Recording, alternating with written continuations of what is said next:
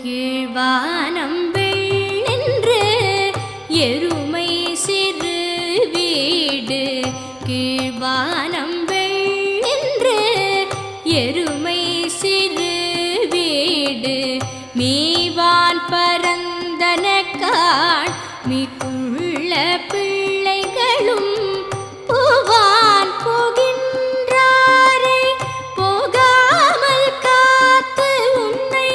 கூவுவான் வந்து நின்றோம் கோதுகலமுடைய